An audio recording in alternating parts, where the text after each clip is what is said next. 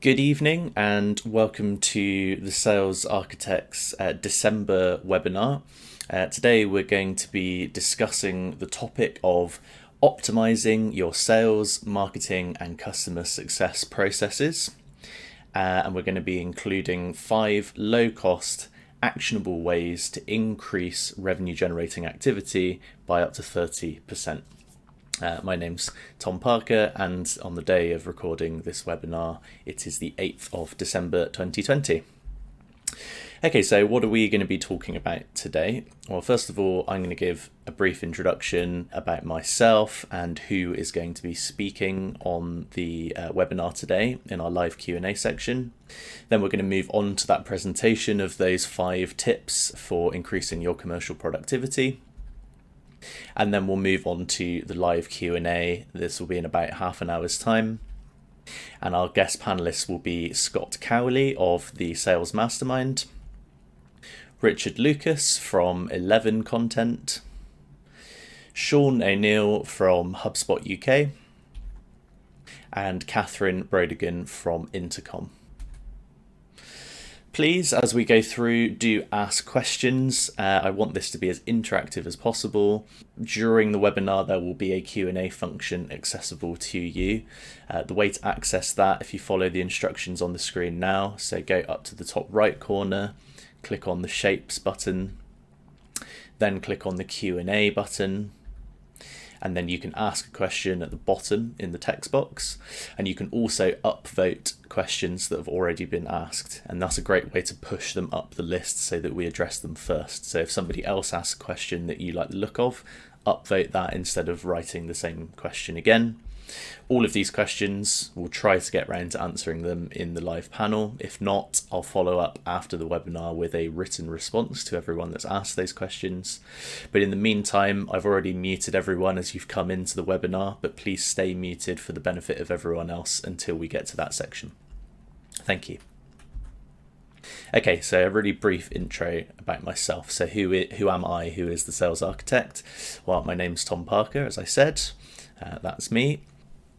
I've got 9 years of experience in various different markets, mostly around IT and technology, but I also worked in market research as well. And most of that time has been spent in the software industry, in the SaaS industry. Now I am a CRM plus consultant. What I mean by that is not just the core CRM systems, but all of the other technologies that sit around the CRM as well, to do with sales outreach, marketing inbound, project and product management, operations, etc. And I consider myself to be a technology-driven change manager. All of these implementations that you do with technology, it's all about how well that change is embedded within your business. And I would also say that I'm a tech geek. I've been in and around tech since I was very young, and I've started up a few of my own businesses and advised and invested in other small businesses as well. Why am I running this webinar? The summary version. It's to help B2B leaders to optimize their client-facing activities through the use of technology, which enables increased capacity for revenue growth. And that could be up to 30% from your existing capacity as it stands today in terms of people on your sales and marketing team, for example. So let's have a look at some research first, just to frame the discussion. One study from IDC and McKinsey back in 2012, but still very relevant today because not that many companies have really adopted this, I've found in my own experience of doing this consultancy. Improved communication and collaboration using professional technologies could raise the productivity of digital workers by 20 to 25%. Now, most of the UK economy is desk-based digital workers in those types of jobs where you spend a lot of your time in front of the PC. And that's what they're defining as a digital worker. It's somebody who is primarily working with a PC day in, day out, and they're doing these types of activities here. So reading and answering email, they're saying constitutes around 28% of your average working week. Searching for and gathering information, 19% of the week. Communicating and collaborating internally, 14%, and role-specific tasks, 39%. Now that obviously adds up to 100% of your time, But we're talking here role-specific tasks are, if you were in sales, that's on the phone, pitching, demoing, communicating with your customers over the phone, etc. Obviously, if you're a project manager, your communicating and collaborating internally is going to take more than 14% of your time, but that's also included in the role-specific tasks. Now, the interesting part here is that IDC found that using these technologies, you could increase the amount of time that could be put towards value-added tasks instead of doing these tasks by 20 to 25%. And you can see here how that 20% or 25% is split across those 4 categories. Reading and answering email is one area where you can gain a lot of additional time back for higher value tasks, for example. And that translates to the percentages per category on the right here as well. Now, in terms of automation, the research is telling us that sales and marketing accounts for about 70% of the cost in some tech businesses. 49% of everyone that responded to the HubSpot 2020 marketing statistics survey, 49% of those said that increasing customer acquisition is the primary objective for 2020. And over 60% of them said that their client acquisition cost, or the amount of money that it costs to acquire a new customer and bring them on board them into your business, has increased over the last 3 years. So I think the solution to that problem, and this is also backed by the research as well, is to automate where possible and optimize to the fullest. Now, automation isn't always appropriate, and that's why I say where possible here. But optimization can be done everywhere, and your optimization journey is never finished. Down to the research, 68% of businesses use sales and marketing automation in some way within their business. So if you're not doing that, then you're certainly behind the curve already, and you possibly should be doing that. And 70% reported that the most important benefit of automating parts of their business is better targeted customer communication. And remember, back to the previous slide, customer communication can make up in excess of 30% of your time, your working week, depending on the role that you do. So that's the research. Let's move on to my tips for how to improve, optimize, and automate your commercial processes. Very quickly, first of all, though, one caveat. You'll notice that all of these recommendations require some kind of upfront investment in either time, knowledge, or money, as with everything that you do in your business. The good news is that all of the tips that I'm going to give you are designed to minimize the amount of time, knowledge, and money that's required to actually optimize and automate your processes. And another piece of good news, if these resource restrictions are still an issue for you with any kind of change transformation that you want to do within your business, there are affordable professionals out there that can help you with this, like myself and some of the speakers that I have on today, who can help you with these things at a very affordable cost. And the return on investment, the ROI, can be very, very high with these things. Okay, so tip number 1, optimize your accessibility. Now, this is particularly pertinent for salespeople. You want to make it as easy as possible for your prospects to connect with your salespeople and for your customers to connect with your customer service reps or your account managers. Why do you want to do that? Well, removing friction and encouraging proactive engagement will increase your lead gen as well as making discovery easier. How can you do that? So there's a whole host of ways that you can do this. Here's a few tips from me that can be done, almost immediately and can increase your accessibility straight away. So the first of them is to use a meeting booking tool. Now, if you have HubSpot, this is already included across all of the plans, so you should have access to this. You just need to go up to the top bar, sales, meetings, and you'll be able to set up a unique link for yourself or a group link for your team that will route your prospective customer or your customer through to the next available person and allow them to book a time in that calendar. If you don't have HubSpot, you can always use something like Calendly, which is free to start with, but their starter plan is very accessible, very affordable as well. So I would recommend looking into Calendly if you don't have this already as part of your CRM system. Another way to do this would be to use conversational engagement, also known as chatbots, but I think a lot of people in that industry don't necessarily like to call them that anymore. And Catherine can talk a little bit about that when she speaks in the Q&A later from Intercom. Great modern way of engaging with your customers on your website, and a lot of customers are starting to expect that kind of engagement now. So chatbots or conversational engagement tools becoming very, very important in the modern age. And another thing that you can do, which is really straightforward, is to create a strong multi-channel email footer or signature. There's lots of tools out there. I can provide some after this webinar to you guys by email. There's lots of tools out there that can give a really engaging signature that's very visual. It can point your customers through to your next piece of content, your phone number, your meeting booking link, so that they can book a meeting with you. And if everyone in your business is using that regularly, all of their outward communication is a magnet for people to come and request a meeting or to engage with your content. And so that's a really strong way of having hundreds of potential contact points per day where you could be increasing that level of engagement and accessibility with your potential customers and your existing customers. Tip number 2, use templates for regular communications. Now this one's really important and also very easy to do, because pre-built templates can save you hours per week, plus it ensures consistency in your messaging as well. And that's really important because if you're using a consistent template across all of your customers, all of your communications to your customers, then you know that you're not going to be going off brand with your messaging, off tone with your messaging.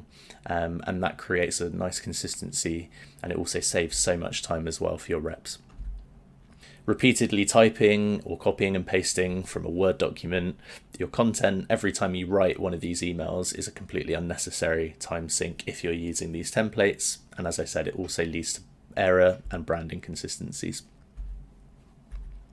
So how can you do this? Well, your CRM or your email platform usually will have an inbuilt template system. Again, I'll reference HubSpot. If you go to the Conversations Templates tab, you can see some of my existing templates there in the picture. Really simple to do. What I find is that every time you catch yourself writing an email for the second or third time in a week, just copy, as soon as you're finished doing that, just copy and paste it across into a template. Make it publicly available for everyone in your organization, and then they can make use of it as well, and you can collaborate to refine the messaging within there as well. And the second way to do it is get a $3 a month subscription to Text Expander. I did a video about this recently on LinkedIn. Go and check it out after the webinar. But it's a really simple solution that just replaces a single word with an entire paragraph or an entire email template if you wanted it to. And it's a kind of cheap workaround if you don't have it built into, or you're not using an email service provider or a CRM. So tip 3 is adopting workflow automation. Now this one's a little bit more advanced, I would say, than the others that we've discussed so far, and it might require some additional knowledge, and it will certainly require more advanced tools, but the ROI is much, much more by using this type of automation as opposed to some of the kind of workarounds that we've discussed so far. So remove admin from campaigns and create automated workflows instead. It's great for communication heavy recurring processes like onboarding. And the reason why I say that is because onboarding has a step-by-step process that you follow every time a new customer comes on board. And so using an automation sequence of templated emails, so it's combining this tip with the previous tip, basically can save you hours every time a new customer comes on board. And if you're not doing that already, I highly recommend that you do it, especially if you're a SaaS business that has, a B2C offering. So you've got hundreds or thousands of people joining you every month. You need to have that in place. If you're a larger enterprise, you can still do this. If you're dealing with large enterprise clients and you're only onboarding one per month, this can still be very useful. Saves your account managers lots of time. So the reason why I think this is useful, if you've already spent months ironing out that step-by-step onboarding process, why not automate as much of that as you can where it's possible to do it? Because it just removes administration and it gives time back to those guys that can do something that can actually drive revenue instead, like getting on the phone and trying to cross-sell or upsell that customer in the early days of their life cycle when they're most open to hearing about your offering and they're most understanding about your sales process. How can you do it? Well, again, your CRM typically will have a workflow builder in it. Another example from HubSpot, you can see this GIF here of a very complex version that somebody's built, but it gives you an idea of what you can do with this by pathing various different possibilities based on how your customer is interacting with you, or just based on a static kind of time series instead. And depending on how they interact and how long in between each interaction, you can set off a whole workflow which will really capture their attention at the right time in the process as well. You can also set up really quickly with drag and drop builders. Now this is particularly useful with email, social and chatbot or conversational AI campaigns, because they are usually built into those tools and it doesn't require a third party, but it's also zero code, and it's similar with HubSpot as well. This is all zero code, it's all drag and drop. So you don't need to have a huge amount of knowledge of coding. Or you have no knowledge of coding, you'll be able to do this as well. So really straightforward, easy to do. Tip number 4 is enhance the sales and customer success handover between your sales rep and your customer service or your account manager. Removing silos by building a solid technology-enabled bridge between sales, customer success, and product is key to a smooth customer experience. And that's what we want, right? We all want our customers to have a good experience after they've had a great sales experience with our sales rep. We want that to continue when they get handed over to their account manager or their customer success manager. And also because retention of a customer is much cheaper and more valuable than acquiring a new customer. So good first impressions and a high quality experience through the life cycle of the customer, not just the sales process, but the onboarding and then the first annual life cycle as well, will reduce the churn to a nominal percentage. And it means that you have your revenue's already on your books, you know where your revenue's coming from the year. You're not having to go out and seek new business just to cover the gap of your churn. And that customer acquisition cost for keeping an existing client is much lower than acquiring a brand new customer, new business. How do we do this?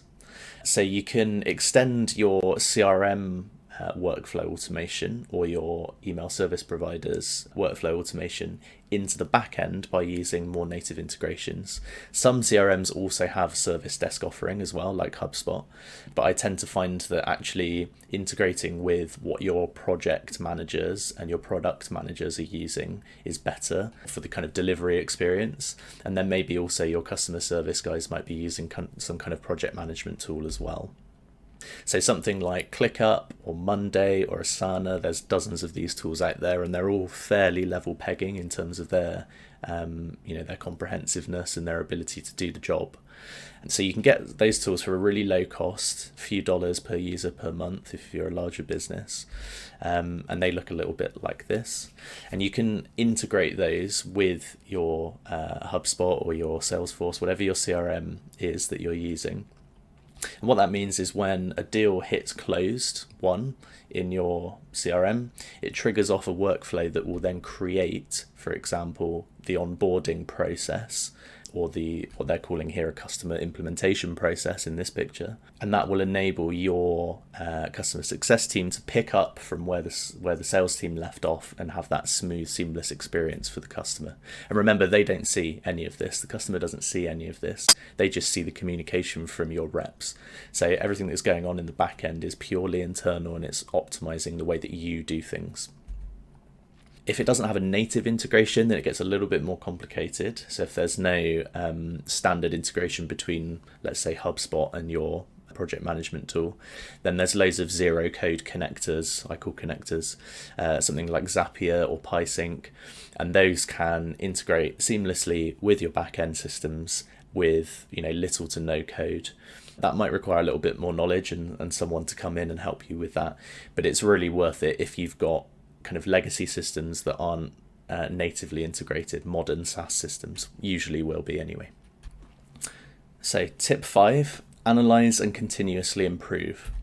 Now this is really important because all of the tools that you embed will have these kind of initial ROI, initial return on investment, and an improvement to the way that you optimize your business. But to really eke everything out of this over the long term, you need to be continuously analyzing and improving the performance of these tools. Most tools provide some kind of in-depth analysis of campaign or workflow performance. And so the key is to regularly assess the right metrics and act upon the findings. Why? Systematic adjustment of your methods based on the facts informs better decision making, as we all know, and it will help you realize the true optimization, and ultimately it will increase your revenue. And this is, these micro improvements that you have when you implement a tool, it's not necessarily going to increase your revenue long term, but by continuously improving, this is how you get to that point where you're increasing your revenue by up to 30% with the same resources that you have in place, purely just by using these technologies. So how do you do that? Well, you start with in-tool analysis. And there's a really great analytical tool, really simple, that Lemlist uses. This is the email provider Lemlist here. And they're basically just tracking how many emails have been sent, how many have been opened, how many have had a click from that opening of the email, how many people have replied to that email, and how many people are interested in your services. And you can set what interested means based on different criteria. And so what that's giving you is a really clean funnel of how your email marketing has performed in this campaign. And there's analysis like this in every tool that can show you exactly the points of engagement, the number of touch points, how engaged people have been within each of those touch points, where people fall off in the process. And it's where the people are falling off, that's what you're looking to analyze and work out, how can I tweak this to improve it so that more people are clicking on the webinar invite in my email, for example. And there's loads of things that you can do around A/B testing to improve the quality and the output from your campaigns.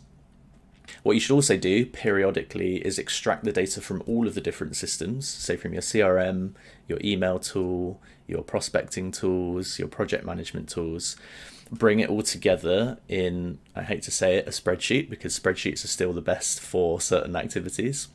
Bring it all together, and then you can analyze it as one and look at the handoffs between the various different tools and the different processes and functions that represents. And then you can also find the dependencies on the handover as well. So you can find that, let's say, for example, there's something that sales is doing, which is actually having a negative effect on the onboarding process. And by looking at the data, we can see that actually, it's a piece of information that sales are providing towards the end of the sales process, which is incorrect, and it's setting the wrong expectations for when the customer starts to speak to their new account manager, their new customer success rep.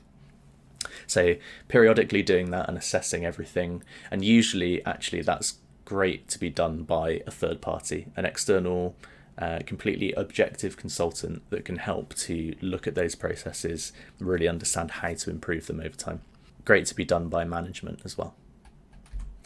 Okay, so that's the end of my section, the 5 tips and tricks. I hope you found that useful, and I hope that you've been asking questions throughout. Please remember, as we move on now to the Q&A session, that you can ask those questions, and those are the 3 steps at the bottom of the screen that you need to follow. Please still stay muted for the benefit of everyone else, but if I can see a question coming in and I can see who's asked that question, if you've typed your name in when you entered the meeting, I'll be able to see who asked the question. I might ask you to unmute and ask your question verbally rather than just reading it out. So what I'd like to do is move on to our Q&A. So I just reintroduce everyone that's going to be speaking with us. So we have Sean O'Neill from HubSpot, Richard Lucas from 11 Content, Scott Cowley from the Sales Mastermind, and Catherine Brodigan from Intercom. Hi everyone, are you all able to speak properly? Have we got any technical issues? I think we should be okay. I'm good. Yep. Yeah, Perfect. looks good. Oh, it's Super. gone so smoothly so far. I'm so happy. Awesome. So let's kick off then with a kind of broad question, and just a reminder to everyone else: if you want to ask questions, please do in the Q&A section. So broad question to kick us off. If you guys were running a small business yourself, like much of our attendees are today, and you're about to go on this journey of optimizing your sales, marketing, and CS processes, where would you personally start, and why would you start in that particular area? Yeah, I'm happy. It's Sean here from HubSpot. I'm happy to answer that. So I think it's very important that you have a marketing and sales process early on in your business, and also keep on servicing them once they do. So for a marketing strategy, typically I'd recommend setting goals. So how many visits do you aim to get to your website? So for contacts, like what amount of traffic when they look at your content is turning into leads, and how many of these are converting to customers. Like, so when setting goals, I'd focus on specific numbers or percentages that need to be increased over a specific time frame, and then kind of benchmark how long you're going to spend on each marketing activity to get to where you want to be. Other things I'd look at is kind of what are your strengths, what are your weaknesses, opportunities, threats, for example, competitor analysis. What are your threats compared to your competitors? You can kind of define as well your target audience is very important, and use tactics to help achieve your goals. And like, obviously, how does this fit within your budget that you have set out as well? And then like for sales processes, making sure you're prospecting, connecting and qualifying, doing the right research. When you're getting an opportunity, make sure you're being able to present, handle objections, and then ultimately closing and can communicate and continue to sell to them. So that's everything I would recommend anyway. Absolutely, completely agree. Anyone else have anything to add to that? Yeah, I think I'd echo what Sean mentioned there about just being super kind of laser focused in the beginning. Like we have at Intercom here, like one of our guiding principles on the R&D side, but I think it's equally valid on the go-to-market side, is to think big and start small. And so from a sales and marketing point of view, and especially, with acquisition being the biggest focus for businesses at that stage of the life cycle, like you really have to be so focused on like figuring out who your ideal customer is, like building out that profile to the greatest amount of detail possible, and mapping that to really precise messaging in terms of outreach, and just also making sure that your acquisition funnel is watertight. So if you're running, if you're sinking budget into things like paid acquisition campaigns, that those back into a really strong top of funnel experience. And so, you can use tools like Intercom to kind of filter out the signal from the noise there by like having a messenger based experience qualify high intent leads when they land on your site, whether that's from organic or paid activity, and then also filter out folks who maybe aren't ready to engage yet or don't fit that ideal customer profile. And I think the other thing that I mentioned, and I love that you touched on this earlier, Tom, is just this concept of silos and trying to break them down and making sure that we have sales, marketing, product, and CS aligned as much as possible from as early as possible. Because really what that's going to translate into is, kind of a better and more consistent customer experience throughout the whole life cycle. So all the way from that very first touch, that very first site visit, through to conversion, onboarding, and beyond. And so making sure that those folks are in as much of the same space as possible, to be able to break down those silos, and keep customers on the straight and narrow. So yeah, that's my 2 cents. Sure, and it's more and more possible nowadays to be able to tie that journey together with data as well as as well as good internal organisation. You can analyse and really understand that. I think Richard had something that he wanted to say as well. I'll let everyone have a go at this one. Yeah, sure. I would just to back up both of the points really. I class it really. I look at it from a marketing perspective first, and look at what I'd call the brand framework, making sure that that's in place. It's already been mentioned about customer persona, making sure that that's up to date, and understanding real pain points. The thing I would add to that really is really defining and making sure that your purpose, positioning, vision, mission, and values are all sort of up to date. And this is quite an organic process that needs to be sort of checked in every now and then, and especially when you're going through a period of scaling. making sure that they're strong, watertight, and still going to be reflective of where you are in a year's time, etc. Sure. And Scott, I know you go through this journey all the time with your clients, so maybe you've got something to add as well. Yeah, for sure. I mean, this is the exact journey that a lot of my clients that we do go through. It's a founder who sells but doesn't really kind of consider themselves a salesperson. And interestingly enough, I'd probably actually echo Richard more than anyone, even though I am on the sales side, that the marketing and the working out why people are buying, what they're actually buying, what the persona looks like. Yes, fundamentally, I teach people how to sell, but without that foundation of knowing who you are, who your customer is, what they're doing. The only caveat I'd add to that is if this is a small business that is paycheck to paycheck, nothing else matters but sales. Once you move beyond that, definitely marketing is the next step to look at, and that's where a lot of my clients do need help. Absolutely. As you always say, revenue solves a lot of problems, right? Solves every problem ultimately. So anything that you can do to close some revenue early doors is going to help you with that for sure.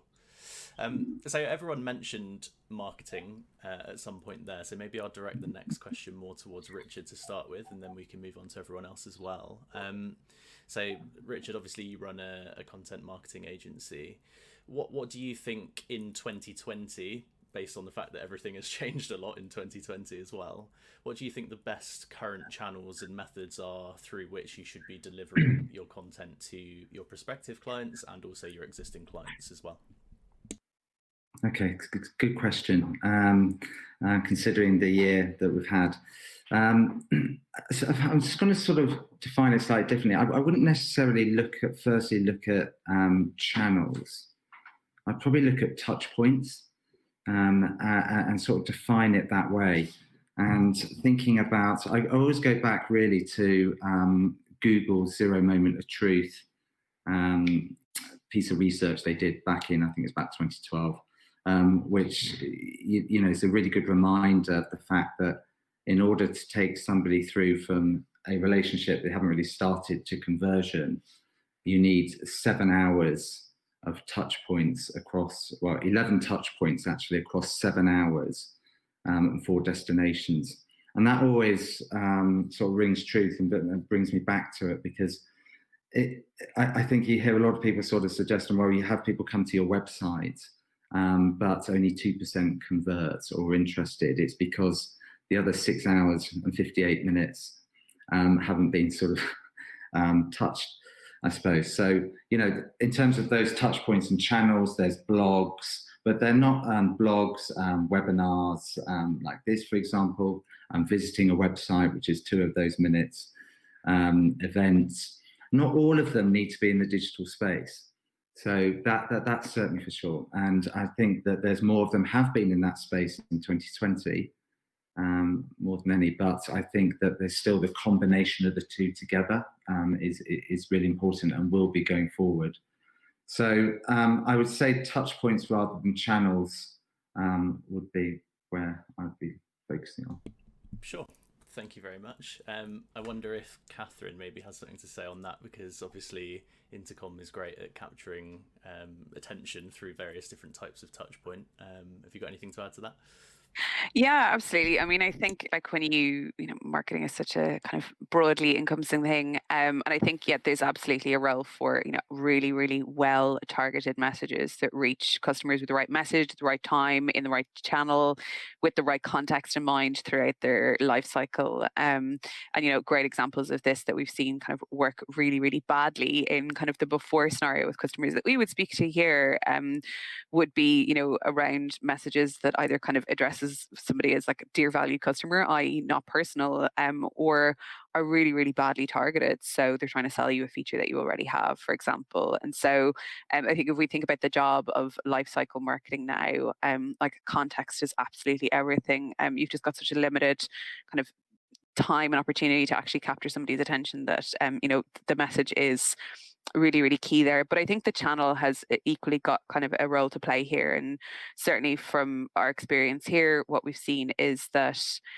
generally speaking, you have a lot more permission to engage with customers inside your own product, and they're so much more responsive to that. So formats like in-app messaging or mobile carousels that look and feel really, really native, and are engaging with folks when their attention span is likely a little bit higher anyway, are likely to be really, really impactful ways to get a message out that is, kind of product specific, feature specific, or aligns with a value statement that you want to be able to create. But I think kind of earlier than that as well, like a top of funnel, I know we've seen content marketing here as being a huge kind of growth engine for our business. And I know sometimes it gets a bad rap, the kind of 10 quick tips to help you do this, or that kind of like snake oil kind of type thing. There's absolutely kind of opportunities where that content works really well. But I think what's worked really well for us here is focusing more so on evergreen content and alignment with kind of thoughts and ideas that are likely to stay the course of time. I think Tom Tungus from Redpoint Ventures, who's a SaaS consultant, has just this amazing chart that kind of visualizes the decay of kind of evergreen content versus kind of topical content. And so if you're producing that type of content in order to kind of plug it into marketing campaigns, nurture campaigns that you're running for lead acquisition or lead gen, it's a really, really powerful thing to go and seek out. I might find it, the link and pop it in the chat afterwards so people can see kind of what the impact is there. Because I know that from our perspective, like taking that approach has really been transformational and has allowed us to create that growth engine from as far back as 2014, 2015 when our blog started. Sure. Yeah. Please do, guys, share any resources that you have in the chat, and I'll scrape them out and put them in an email to everyone afterwards as well. Scott, Sean, do you have anything to add? I'm going to move on next to some questions from the audience. But if you've got anything to add, please do. Yeah, the only thing I want to add there is I completely agree with Richard that you want to be thinking about the long term and thinking about all possible angles to get at someone. But at the same time, I think channel can be important to test different messaging. I find that you use different channels for different purposes. For example, LinkedIn and cold messaging, I've found is a really, really quick way to test something. And if you want to know if you're potentially looking at your value prop and you want to just test it out, send it to 100 people cold on LinkedIn and see if anyone responds. If they do, it's probably something to keep going with. And that's when you start looking at content and start building it out. And using those channels to build on each other is something that I think this year especially people have realized that people are looking at you in lots and lots of different ways. So make sure you're building on your own content, building on your own messaging across the different channels. Sure. Yeah. I mean, a multi-channel approach is really critical to be able to capture all of those, dozens, hundreds of touch points that you need to hit someone on that customer journey. Sean, do you have anything to add before I move on to the next question? Yeah, and I'm just really to add to what Scott said as well. So what I like to do is send out different kind of messages, to different contacts within it. So whether you're using LinkedIn, Twitter, or whatever social communications or networks, just making sure sending out test ones, but different messages, seeing which ones are the most successful for you. And then obviously then you'll get a good indication of that's the one I should use for my target audience versus the other. So it is really good to have different options to go with it, exactly what Scott said as well. Sure. I mean, yeah, A/B testing within emails is critical, right? And almost every platform nowadays has some kind of A/B testing functionality, which is literally just tick a button, write 2 or 3 different versions of an email, and the system will do the rest for you. And I'm sure there's ways of doing that through social as well. Okay, so I'm going to go to a question from the audience. Thanks, guys, for your responses to that first question. I've got a question here from Juan. He says, how do you incentivize clients and users to give you honest feedback to get a better understanding of their pain points, buyer persona, etc.? And I guess what Scott and Sean just said there is part of the answer to that question, but if anyone has any more insight, that would be great. So I'm happy to jump in. What we do here, and one, I think if it's the same one, Sarada, that I spoke to like a week ago, hey, how you doing, man? But I think the best way is every now and again, I pay people but it doesn't scale. So one of the best ways is pay them, get on the phone with them, have a chat. Another way is, just standard. Every tool has an NPS structure. Literally every tool out there, some of them are better than others, but sending out the NPS scores and then seeing how they respond, and every now and again, just jumping on the phone with them.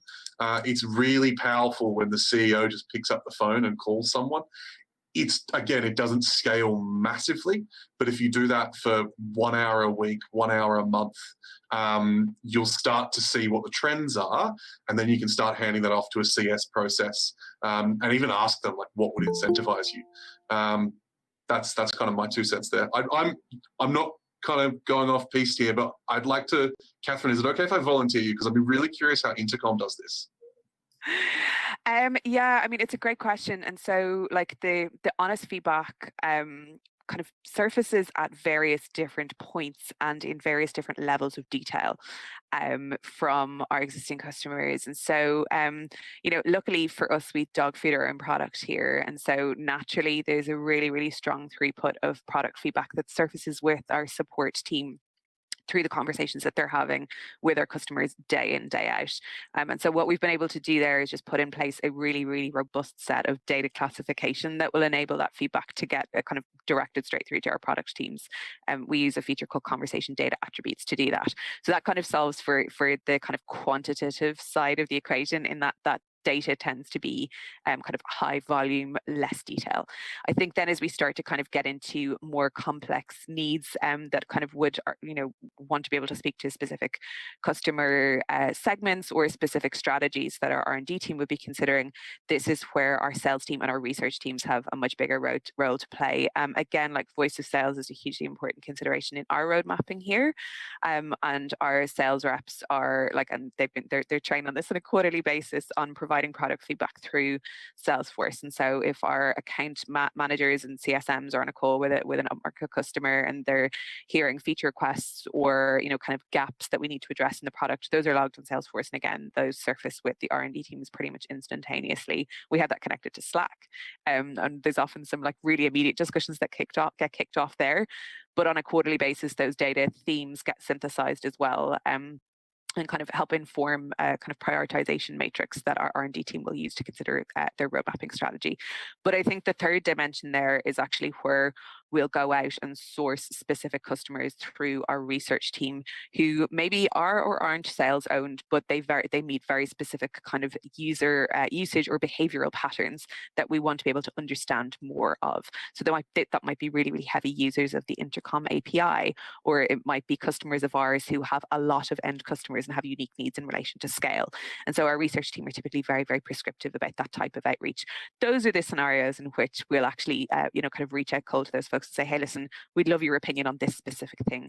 And in those cases, we will sometimes incentivize that with an Amazon gift card or a DoorDash voucher, or those kinds of things. But that's typically for those kind of very specific, kind of research focused, kind of use case focused outreach initiatives. So yeah, hopefully that helps. We do a lot.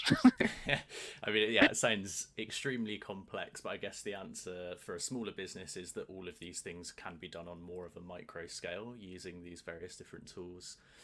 Obviously giving away freebies is always going to be the best method, but yeah, like Scott said, NPS surveys are a great way of doing this as well. And I think the thing there is at any level, no matter what scale you're operating at, it's finding the right balance between the quantitative data and the qualitative data in terms of the insights that you want to be able to gather and the depth to which you want to be able to gather them.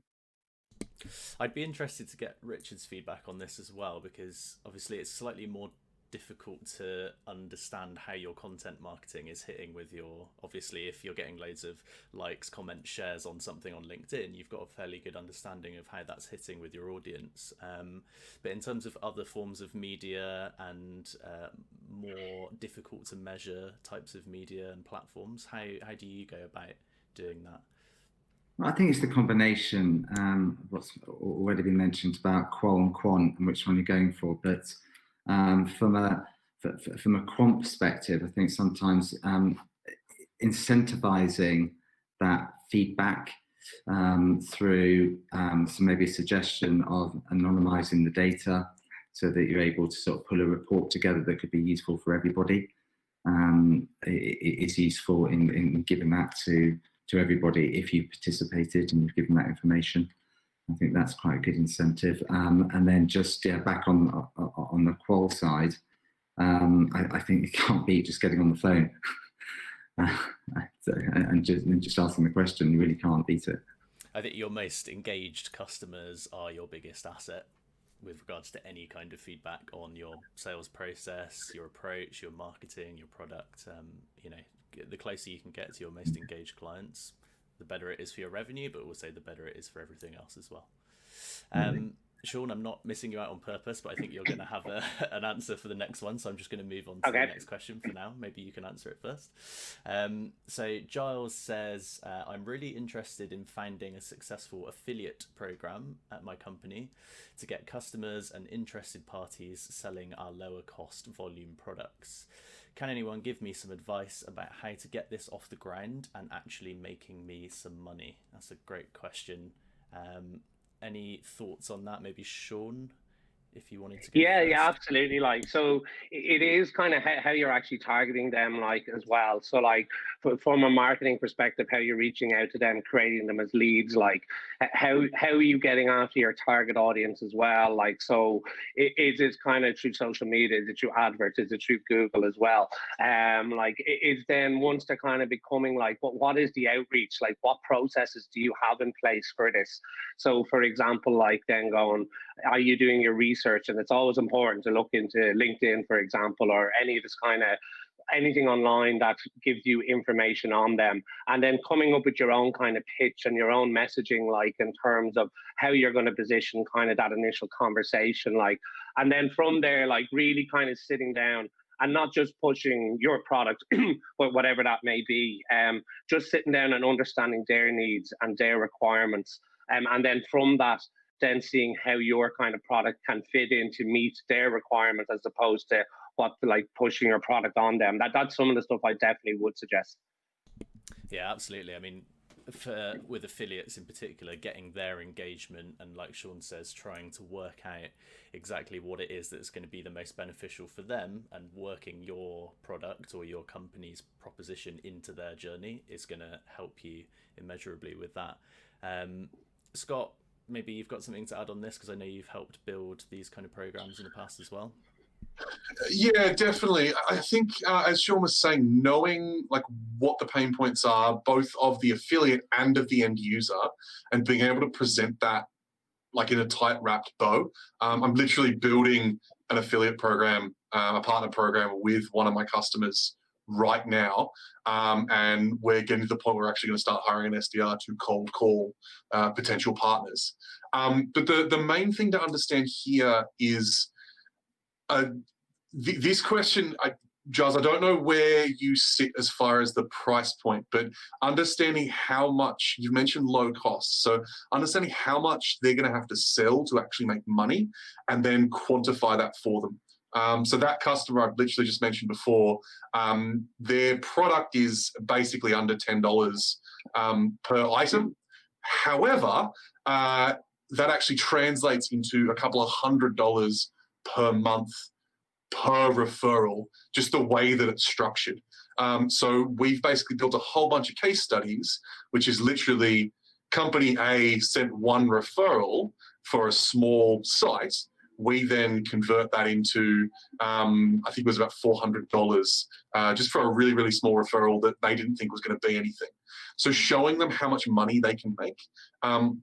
The last thing I'd say on the affiliate program is it's got to be watertight, because affiliates live in a world where they make tiny margins.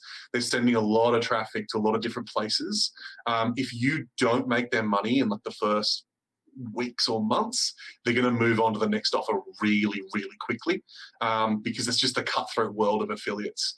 So you have to make sure, this is one of those ones I'd really go back to basics and think about them in the same way you got your first couple of customers, treated as an entirely new customer base that are affiliates, and really work hard, even though it is a lower cost, and you're probably looking at lower volumes to begin with. It is infinitely scalable going through an affiliate program. So really go back to basics and be okay with the first couple of things you do won't scale, and it's probably not a great ROI to begin with. But if you can make the channel work, and you work out what does scale over time, that's how you're going to make a lot of money out of affiliates. Absolutely, yeah. And I mean, another tip from me is have a look at some of the great affiliate programs out there. I mean, I'm partnered with both HubSpot and Intercom, for example, and both of these guys are on the webinar today. So obviously we've got good engagement between us back and forth. I think having that open channel of communication, treating them kind of as, got to keep it at arm's reach a little bit, but kind of as an extension of your own team in some ways, letting them in on some of the inside knowledge that they need to be able to resell your product is really important. Giles, hopefully that was useful for you. I think I've just seen you've just come off mute. Was that useful? Absolutely, yes. Thank you everyone for your inputs on it. Actually, Scott, I was very interested in what you said about making it watertight. I think one of the challenges that my company has is that our lead-in for this product is an FAT, to use kind of HubSpot language, a freaking awesome tool, and so it's free. So it's because it's a free tool, people can stay on that for as long as they want, but it's only when they actually pay that it will convert, and then therefore convert for the affiliate. So that's a bit of an issue there, because they have two hurdles to get over. They've got to sell it to their clients, and then they've got to the client has to the end client has to then pay for it at a later date. So there's a double delay there. So that I think that's one of the barriers that we're having. Yeah, Giles, I'll jump on that really quickly. What I'd probably look at is, in the early days, can you do some sort of sponsorship or some sort of, I don't know if you've necessarily raised cash, but if you've raised some money for your business, or you do have a little bit of cash to put aside, it's really, really common, even though they're free users, you're either paying them through the affiliate, you're paying for them through your marketing efforts, you're paying for them. They're basically going to get paid for, and there is going to be a unit economic cost long term. Working out what that cost is, your current customer acquisition cost, and applying that per free user is valuable, even though it may not work out in the short term, just to test it out. And I'll give you an example of this. A lot of affiliate programs out there on the GoDaddy, Namecheap, Bluehost, they will actually pay significantly above the revenue they generate for the first product to affiliates. So we're talking about GoDaddy, I think, pays about $100 to the affiliate for the first domain name that they get paid about $20 for. So, but they know over the length of their time, they're going to make that money. If you can't pay them anything to begin with, just to get that sign up or just to get that relationship, I wouldn't recommend an affiliate program, because the economics just don't make sense for them to build out a product. It's basically just them doing free work for you, and affiliates aren't going to do that. So you do have to balance all that sort of stuff out. It might be better off testing out, like almost just testing with some friends, how many come through, and then working out if you can pay them. And if you can't pay them up front, I really would recommend not going down the affiliate route, because it's just going to be pain and suffering on your end and on their end. Sure. No, thank you very much, guys. Awesome. Thank you very much, Giles. Just want to double check. Is everyone okay for an extra 5 or 10 minutes? A few more questions. Is that okay? I can see nodding. Awesome. Guys, if you've got any more questions, please ask them. I'm going to ask one that we kind of had sent in advance by one of my clients. And obviously we've got Sean on the call here, so I think he's going to be the right guy to answer this from HubSpot. Why is a CRM so important in providing a backbone to the strategy of your business in terms of how you engage with your prospects and clients? Can you tell us a bit about the importance of having a CRM and using it properly? And I'm sure everyone has something to add on this as well, but if we can start with Sean. Yeah, absolutely. Yeah. So for most businesses, like, one of the most valuable and important assets is obviously their customers.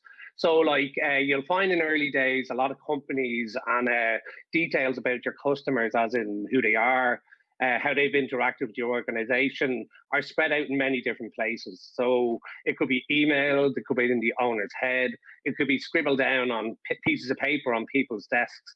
So as business grows, it quickly becomes necessary to have one central place for where all your information lives. So with a CRM system, it helps you manage your customer data. It supports sales management. It delivers actionable insights, and I suppose facilitates team communication. So like if you're asking yourself some of the questions like, who are my customers? How do I get in touch with them? Like, how do I interact with our contents? Like, what does our pipeline of new business look like? Then you're probably looking at, you might need a CRM. So an intelligent CRM like HubSpot will quickly help you prioritize your leads so that your sales team can respond to them in a timely and efficient manner, I should say. It also helps businesses build a relationship with their customers so that in turn, it'll create loyalty and customer retention. Obviously, customers' loyalty and revenue are both qualities that's going to affect your company's revenue. So with a CRM management strategy, it results in increased profits for your business. So like at HubSpot, that's something like we obviously think about a lot. Our CRM is which everything is based on. So it's designed to work seamlessly with our sales and marketing products. And we actually go one step further. I think, as Giles mentioned earlier on, it's 100% free for anyone to try and use. Like there's no user limits, there's no storage limits, or there's no time limits on it. So it's something you could just download and start using for free straight away. So I hope I answered the question on that. Yeah, absolutely. And yeah, you're right. I mean, the free tools within HubSpot can be deployed by any business of any size. You can try it out for free, and you'll find value. I can guarantee you'll find value in it, especially if you're not using a CRM already. But if you're using a legacy CRM or one that's not quite fit for purpose for your type of business, giving it a try is really important. So you mentioned being able to like track all of those touch points and keep them in one central repository. Obviously, Richard spoke about dozens, hundreds potentially of touch points and many hours of time that you're interacting with your client over their prospect journey. Does anyone else have anything to add in terms of that kind of data collection? I'm sure Catherine has something to say as well. Data collection and aggregation in one place, and how important it is for you to be able to analyze all of that and make those kind of tweaks and improvements throughout your business growth. Yeah, again, like I don't think you need to kind of boil the ocean here when you're starting out. I think it's, if you're thinking all the way back to that ideal customer profile from an acquisition point of view, and then the ideal behaviors of that customer, it's really, kind of for starters, thinking about, what are the 4 to 5 qualification questions or criteria that I would want to be able to get in front of this person when they land on your website, optimizing around those, tweaking as you go along based on throughput, based on efficiency, based on the actual value of that data downstream in your CRM, whether that's from a nurture perspective or figuring out like how that backs into time to acquisition or their ultimate ARPA. But then I think for existing customer behavior as well, again, just thinking of, thinking about and getting a sense of, well, what are the 4 to 5 things that I know are going to be most impactful in shortening the time to value for this person, or, boosting their customer lifetime value or their net revenue retention if you're on a recurring subscription model, and optimizing towards those to begin with. And then testing and iterating as you go. Because again, I think the worst thing that you can do at this stage is to like overinvest yourself in the data to the point of being, number one, completely hamstrung in terms of setting it up and maintaining it, and then number 2, not necessarily being able to filter enough signal from that noise.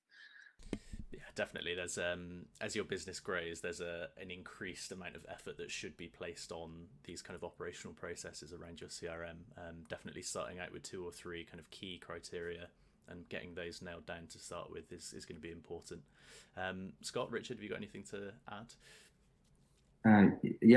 Just a couple of points. I think you've covered most of them, but for me, just a really obvious one. But if people aren't that central sort of repository for data that your team are putting in, and if they leave and that data hasn't been put in, it's an obvious one, but it goes with them, and just having a place that sort of takes away that risk of losing that data is the first reason why I'd do it.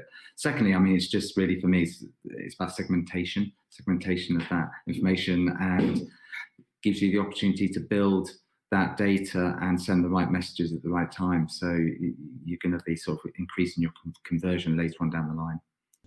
Yeah, that deal and contact record information when it leaves with the black book in the back pocket of your leading salesperson when they move on to their next job, it's a killer, right, for your business.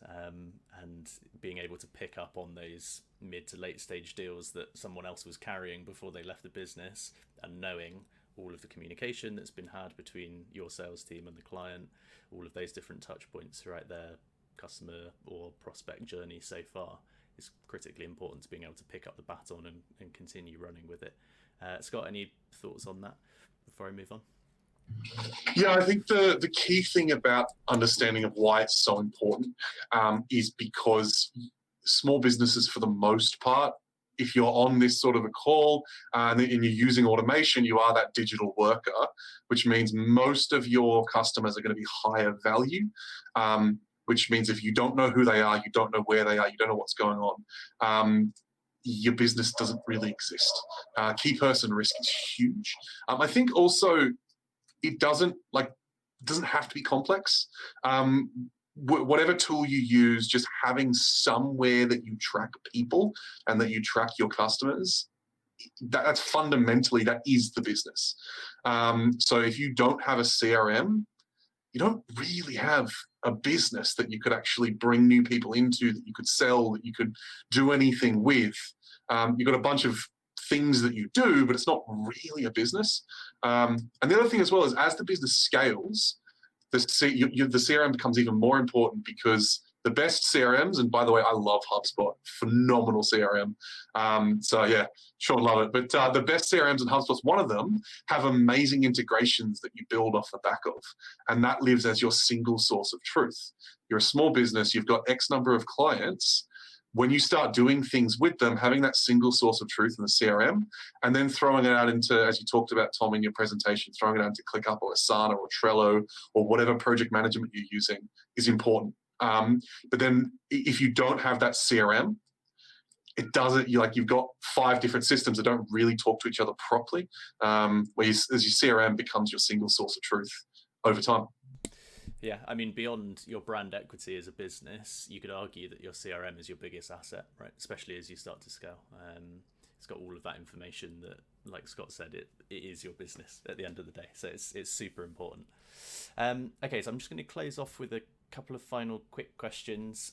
One of them came through from one of the attendees that unfortunately couldn't make it today, but he was asking about the topic of stress and mental health. Obviously, it's a big topic this year. Do you guys have any tips on how to bring technology into the culture of your business to support mental health, reducing stress? Any particular tools, software that you would recommend that people check out to help with these topics? I'm happy to jump in there to begin with. Sure. I think one thing I've noticed in the last few months is having too many tools and too many places where data is causes stress. I've very much simplified my tech stack, and I have everything in about 3 different tools now. Even though there are other automations running within different software and within different tooling, that simplicity means I'm not having to, the stress load is definitely reduced, and I have actually noticed a tangible difference, which I really wasn't expecting. So I'd say that less tools, less kind of dashboards, less, put it in one view if you can. And that's what automation can really help with. Linking everything together and one view is one thing I've noticed in the last few months personally.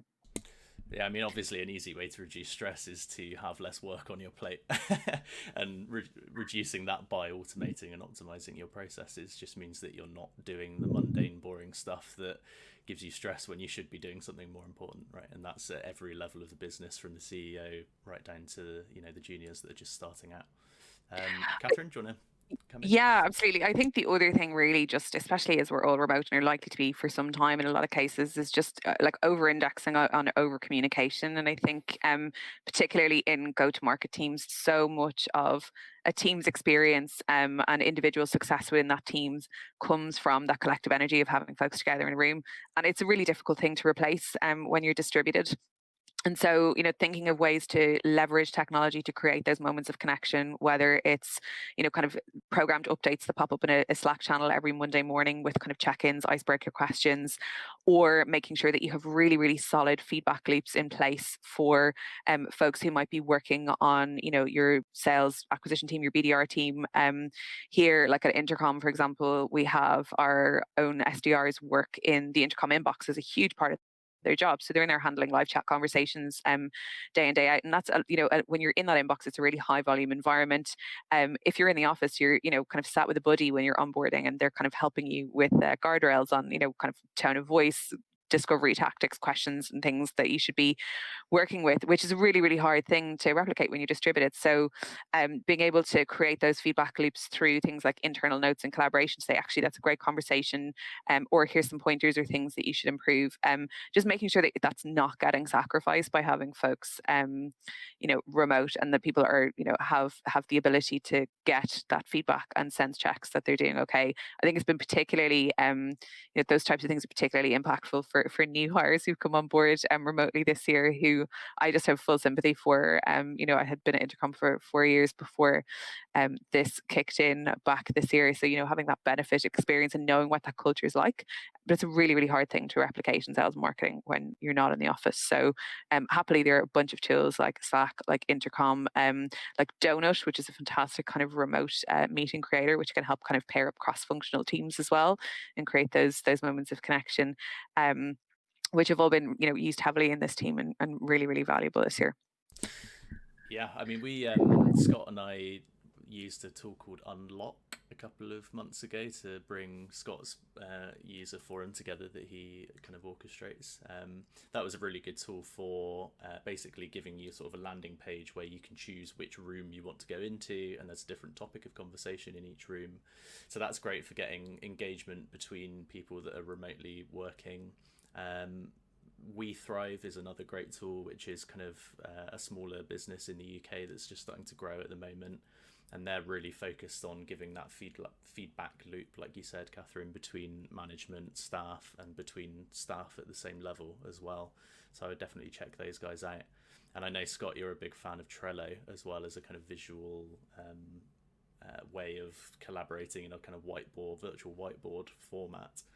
Those kind of tools, those whiteboard style tools are excellent for getting that collaboration up. And you're never going to quite replicate it, but being able to get that, locking everyone in a kind of meeting room for half a day and spitballing and getting stuff up on a whiteboard and coming up with a strategy, for example, it's very difficult to do remotely unless you have those kind of tools. Sean, Richard, have you got anything to add before I go on to the very final question for today? Yeah, just one quick point that I added. What I've actually started doing with my manager and some of my other colleagues is actually, because of the technology in your mobile devices, I've just gone out and doing walking meetings. So like I go down and get a coffee and just go down, walk around the park and just speak to my manager through that. So you're not stuck at your desk all day. Like, because I found some days I could be on Zoom for 8 hours nonstop. But getting out, getting a bit of fresh air as well, and I'm sure everyone on the call has experienced something similar in the current climate, but definitely get out and about. You can do the meetings on your phone. We have the technology to do that. So that's something I found very useful, and it's good. It gets a bit of exercise as well. Yeah, exercise is critically important. Scott and I are doing a 90-day fitness and work challenge in January, which we're going to try and keep up for as long as we can. I was going to say as well, the Pomodoro technique is fantastic for kind of helping reduce stress. If you don't know what that is, go and check it out online. But basically, it's splitting up your day into more manageable chunks, working solidly for 25 minutes, and then taking 5-minute breaks. And sort of having one task per half an hour block that you focus on. You're more likely to get stuff done in that half an hour, and also having those sort of scripted breaks throughout your day is really, it's really good for you to reduce that stress as well. I'll move on to the final question, if I may. Sorry, Richard, I missed you out on that last one, but maybe you can answer this one first. So I recently had a conversation with a chap called Marcus Couchy, who runs a daily podcast. I don't know how he does it, because I do a podcast every 2 weeks, and that's stressful enough. But he does a daily podcast called The Inquisitor, and he also has a monthly newsletter called The Grumbler as well. He's a really great personality on LinkedIn. Who are your favourite kind of thought leaders in this space of sales and customer service optimization? Who would you guys recommend that the audience goes out and reads their books, or watches their videos, or listens to their podcasts, for example? Maybe Richard, you might want to go first for this one. Okay. Well, I'll just kick off with one, because I think he's great and writes some really good books, and that's Daniel Priestley. Of his books. I think they're fantastic, and I think they cover marketing and sales quite well. His first book, Key Person of Influence, I thought he wrote really ahead of the curve, actually. It couldn't be more relevant than today, when trying to influence people when you can't actually go and meet them in person. So I think that's really good. His other books as well, Oversubscribed, gives a really good sort of basis for being able to build up leads over time, so that you're in a position of choosing the right leads for you and for your business. And then one of his more recent ones, 24 Assets, as well, was an excellent book, because it just really gives you an idea of what assets are in the digital space and how important they are. And going back to Scott's point about having a business and having a CRM and just proof of it, he really points out and articulates well those assets that you need that really sort of justify saying that you are a business, and how they help you when you scale. So yeah, I'll do a big shout out for Daniel Priestley. Cool. I saw Scott nodding violently when he heard that name. I know that Scott's got a bookshelf full of books, sales books, that he recommends as well. Have you got any in particular that you would recommend for people to check out? I'm nodding so aggressively because Dan's a good Aussie as well, based over here in the UK. So I'm a little bit biased, and he was in my circle in Australia. Dan Priestley, big fan. As far as thought leaders in the sales space, I try and stick to what I know. For small business owners, highly recommend Jeffrey Gitomer, The Sales Bible. Try and get the one from about 2017. He's written it. It's been rewritten about 3 times, but love Jeffrey Gitomer. The other book I'd probably recommend at the moment is Chris Voss, Never Split the Difference. Phenomenal book. It was in vogue about 12 months ago, so I imagine most people have heard of this. And I'm gonna cheat here. I send out a weekly newsletter which is full of quotes and inspiration for founders who sell but don't consider themselves salespeople. So just jump on my website. I'm sure Tom will shoot that through. I know that's cheating, but yeah, I don't include thought leaders myself as myself, but I do actually quote a lot of the sales founders. A lot of people that we're going to talk about get quoted in that newsletter. So. Yeah, I get that every week, and I can attest to that. So definitely, that's one to check out. Catherine, Sean, any other recommendations? Definitely. Oh, sorry, Sean. You go first. No, you're grand. It's like the Dublin contingent bringing us home. Yeah, big plus one on Never Split the Difference. I think it's a real transformative read.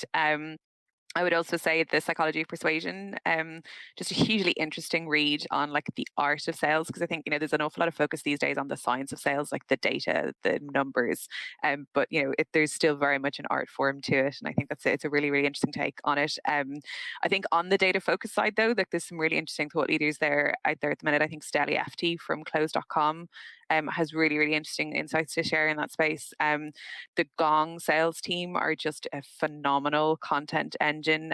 Their blog is absolutely worth the read, because I think they break down data and usage patterns in kind of synthesized call data from Gong that are applicable to any business at any stage.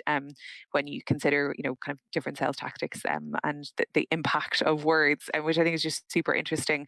And I shared the link earlier as well. Tom Tungus, he writes an incredible incredible blog. He's a partner at Redpoint Ventures, and his blog is a real kind of data-focused deep dive on the SaaS startup world. So he will kind of dive into sales, marketing, and finance metrics for companies all the way from startup through to IPO. I learn something new every time I read that blog, so highly recommended. Yeah, and I would second on Gong's content as well. Gong's content is really, really good, and yeah, you don't have to be a customer of theirs to benefit from these things, which is always the best way to do content, is a free exchange of value, and those guys really do provide a lot of value. Sean, have you got anything closing us out? Yeah. Any closing remarks? So one of the books from a sales perspective is the Challenger Sale. I think it's like taking control of the customer conversation. So it's written by Matthew Dixon and Brent Adamson. So it's going through skills, behaviors, knowledge, and attitudes that make sure you kind of perform at a high level. Also, one other person, I may be biased on this, but I would go with Brian Halligan, who's our CEO.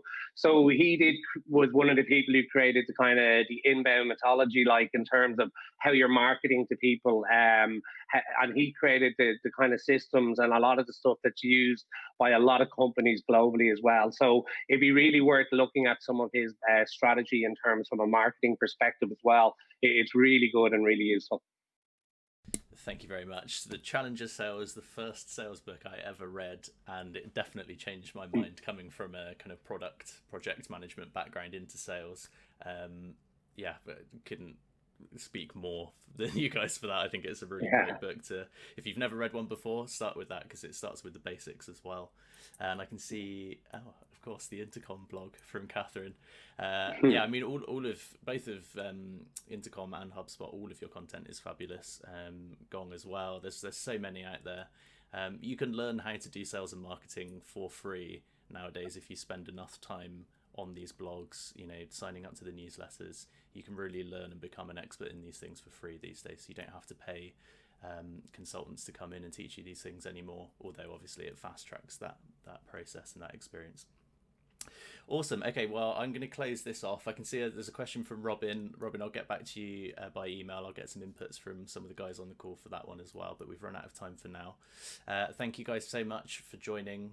Really enjoyed having you on. Hopefully we'll do it again. I'm going to try and do one of these every quarter or so. So I might invite you guys back for the one in Q1.